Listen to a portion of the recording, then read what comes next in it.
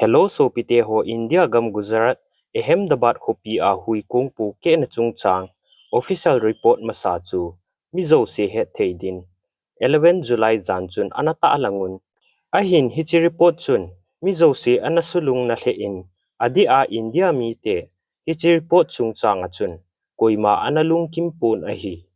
hichi report ahung ki release achun Boeing company te stock hut khanin anakalin kum khatna dingin asang pen anaphan ahi azi chu hichi hui kong pu ke na chunga hi mi tampin company ten thik mona anei lo danin anagelun ahi report achun lenna kisu lo zi hi lovin hui kong to la pang pilot tenin henna sa a abol hondanin akimun ahi alang khana mi tampin company te hen amin sit ding adei lo zi a athisa pilot te ni ango u hidingin ginmo na sangta anei zun ahi ahi lo le pilot te ni hin adi na hun hi hen adi lo na hun hi zong le asei thei hon lo ding zi a hi pilot te ni hi ango u hin tem ti zong gel lo thei ahi pun ahi tunin Air India 171 pu ke na chunga result hung su do chung chang ana sei khom ki no hi te chule video hi achai na chan ge ngai dingin ikitim ki no ve report hi Indian Aircraft Accident Investigation Bureau AAIB in anata alangin ahi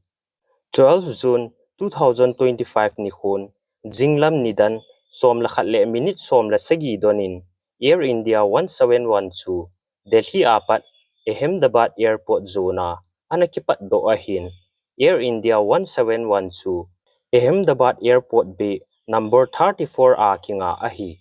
hichelai muna aking azing lai chun hui kong Delhi apat Ahmedabad chan hin tol crew te ni chun hui kong akisu lo na chunga complaint file anazi lut honin ahi hichi complaint file chu teklok khana ki zi lut ahin hichu pilot defect report akitin ahi report achun step post xdcr tin akisunin hichi thil kisun hi achom lama kisun ahin step hin stabilizer ahin posin position chule xdcr hi transducer kitina ahi hichin avet sa chu hui kong meiza alhaniau umho control na horizontal stabilizer te to apang sensor in na ato ding bangin atong poi kitina ahi hui kong kipat do masang chun Air India duty aircraft maintenance engineer hon sensor kisu lo chu anasim phaon sun nidan som lani le minute som in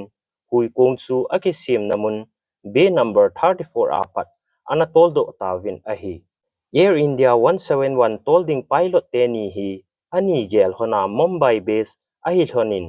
anitha masa a chu Ahmedabad khopi analhung hon ahitai hui kong chu ku pilot pan atola captain pa chu pilot monitoring ahi hichimasang niden som la khatle minute som nga lenga ahin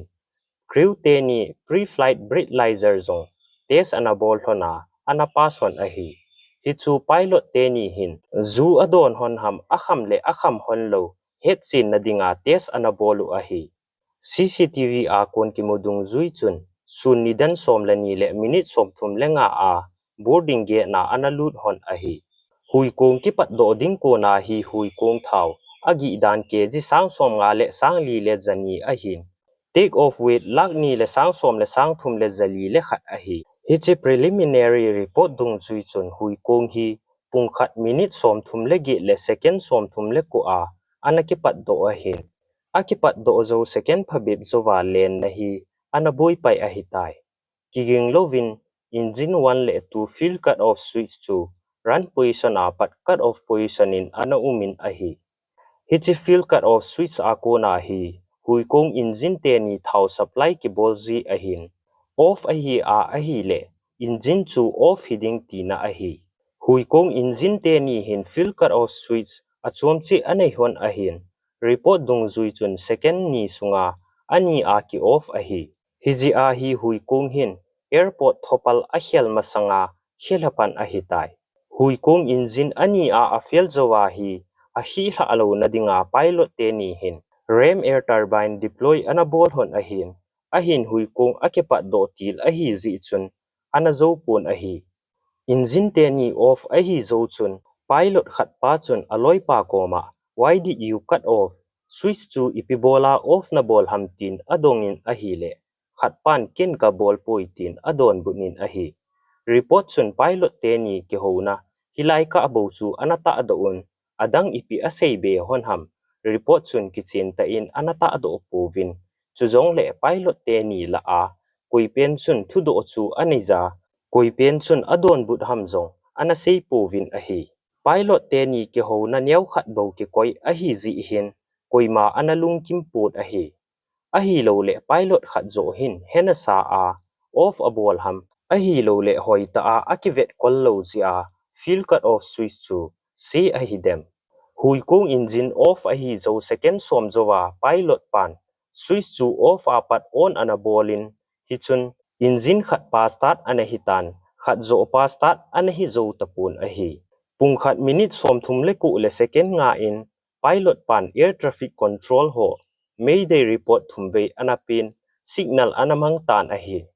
kon khat chun pilot khat pa zo hin lungchang na aneza hui kung hi apu ke sa anom ji a engine fuel cut off switch chu off a ball hiding in ata sanun hichi hi report a pilot te ni ke hona a kon lunggel su tu a aseizu a hi switch off zowa hi pilot khat pa hin ipi bola off na ball hamtia ado a hin aloi pan adon but na a chun kin ka off poi ati a hi le hena sa a hui kung apu ke sa anom a hi ta azong le second phabib zowa chu I ati le off a kon on ki ball kit a hi dem alang khana hui kung captain pa sumit hi flight experience pungka sang som le sanga wal ani a hin retire akila akon a hitai chule ko pilot pa zong flight ors sang thum le zali nei mi a hi kinin a hi report dung zui a ko pilot pan hui kung atola a hi le captain pa chun fuel cut off switch chu a off a hin a chuti le retire kila ko na hi te a lunggel anei ding chu ta san lo ta khat a hi kinin a hi chule zu kham ji a het hila a bol kha a hi ding zong hui kung ki pat do masanga zu a kham hon lo ki het na dinga test a chu ana pass kit hon a hi switch off aki ball zo second phabib zowa on aki ball ki na kon het thei khat chu pilot te ni hin hui kung hi lendo sa te ding agot hon a hi ti kichen ta in akilangin a hi report a kon ki mudung zui chun pilot te ni hin fuel cut off switch hi a off mong hone ti aki mupon pilot te ni hin het hila a off kha hon hiding zong fuel cut off switch hi simple ta aga asot towa a hi lo le loi tha jeng the hi lo a hi switch a hi stop lock mechanism a hin on le off ball na dinga stop lock a kon kai do masana chuting on le off ki ball zi a hin het hila I khonin akai kha jong le boilo diti na a hi hichi switch si pilot hon hui kung tula a ting le bo atham diwa rules ki sim a hi khat chu hui kung akipat do kon engine start aki ball masang le akinga a engine off la zo ting safety dinga fuel supply off a ki koi zi a hi hui kung van lai zola alien pet le switch si on a ki koi jing a hin hui kung engine failure zi le engine in boina bang anei ting pilot ho ki ho tu jiwa fuel supply switch off le on a ball pai jiwa chuting pilot hon engine restart a ball ziu a hi ichi process hi hui kung van lai zola sang ta alien phat lebo a bol ziu a hi hui kung akipat do zo zowa pilot pan engine fuel supply switch a off e kiti hi ta san lo ta a hi hichi chung chang hin senior pilot phabim in a seina wa hui kung sunga technical issue zi a fuel cut off switch chu ama chama off hiding in aging mo on hitabang thil su zong ano kha a hi 17 December 2018 kumchun America Federal Aviation Administration hon het sa na ananei nawachun Boeing 737 fuel cut off switch chu achamchama on a kon off a G18 a sejun a hi Ahmedabad na hui kung tu sit tu Boeing 787 zong hichi Boeing 737 to hin thakhat a hi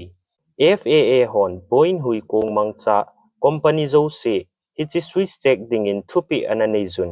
ahin India gama Air India tehin na sa in ananay povin sek anabol povin ahi FAA thupi chu Air India in azui lo zia hui kong hin to sit atu hidingin ginmo na nasata a umin ahi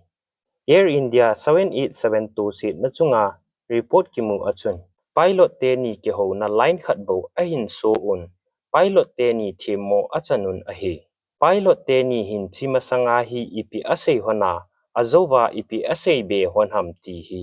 mi pi he dingin anaphung do di povin ahi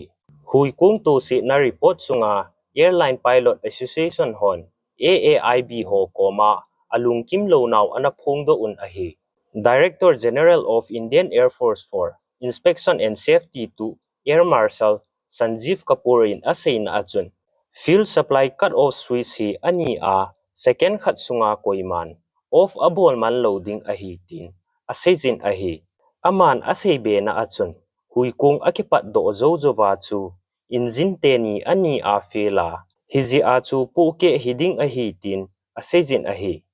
tu chung report hi preliminary report bo hinalai ahin international dandung zuiza hui kung khat chu apu ke teng nisom thum sunga preliminary report apiu ngai ahi hui kung hi 12 June ni khu a anapu ke ahin 11 July jana India case bureau in mipi he dinga anata lang ahi hui kung in to sit atuna azi hi kitchen ta a kum khat sunga ahin pi diu ahin hi chu inga phot diu ahitai hui kung hi America company sim ahin investigation dinga black box zong America gama India in anathot ahin final report inga diu ahimai tai ahi le supi nangin ipinagelam pilot te ni hin abol thu hin te tia nagelam ahi lo le hui kung engine te ni failure chi hin te tia nagelam tuni kho a hui kung Boeing 787 pu ke na chan chin isei ho hi chen hin ake chai tai achai na chan ge hin ngai zo si chunga ke pa thu ka hin se je ka ki pa e